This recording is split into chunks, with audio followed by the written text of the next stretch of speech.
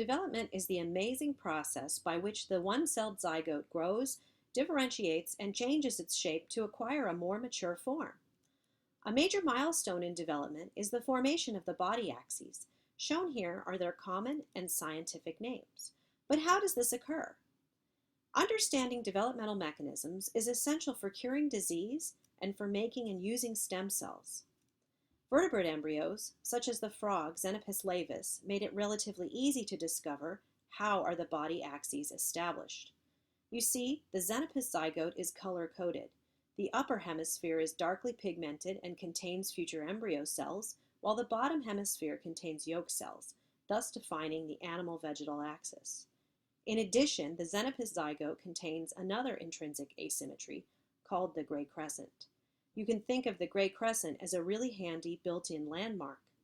This enabled Spemann and colleagues to ask questions like, what does the gray crescent do?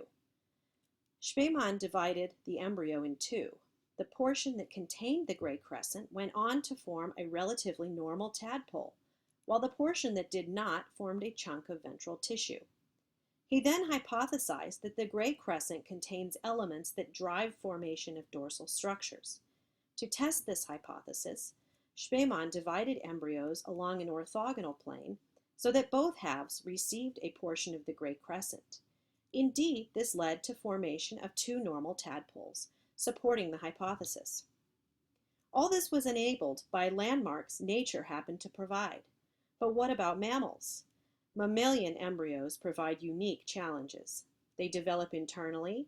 The only obvious asymmetry is the second polar body, a remnant of meiosis. And mouse embryos are 1/10 the size of frog embryos. But scientists were undeterred, and they tried it anyway. Separating mouse embryos always produced twins, which is interesting, but this kind of experiment shows what cells can do. To discover what cells normally do, we can use lineage tracing, labeling one cell and observing what it normally becomes.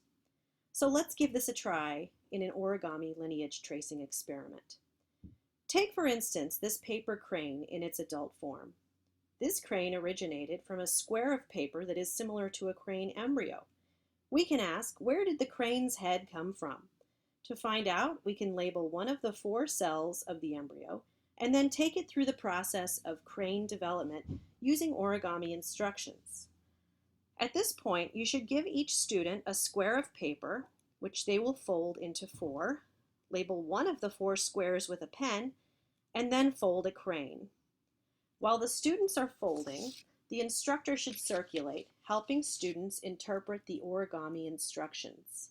Please pause the movie now, and when you are ready to collect and review the data, please unpause. Now let's tally the results. Since I'm not in the classroom now, I'll show some sample results similar to the outcomes I've observed in the last 10 times I've used this activity.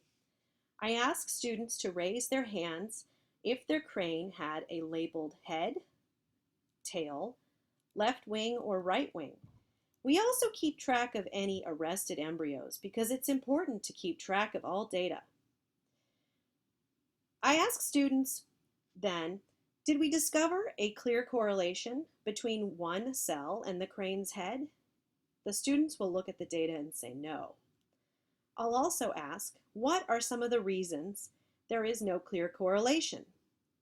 Students will then discover how to articulate what's been bugging them about this experiment from the beginning. How do we know we labeled the same cell? How do we know we moved and rotated the paper the same way while folding? And it's true, without controlling these variables, the experiment was flawed from the start. Now, returning to the context of mammalian development, the polar body has been shown not to be a stable landmark, and the embryo has been shown to rotate during development, which has confounded interpretation of many lineage tracing experiments. For these reasons, there is still no strong evidence of deterministic development in mouse. Nowadays, it is feasible to look for molecular asymmetries among the cells of the early embryo, and these have been reported. However, we are still wondering, is it the same cell among embryos that exhibits this asymmetry, or is it random? Are asymmetries the cause or the consequence of developmental events? Are they functionally important? For now, we must continue to study how development works, because even though it's hard to study, it is important.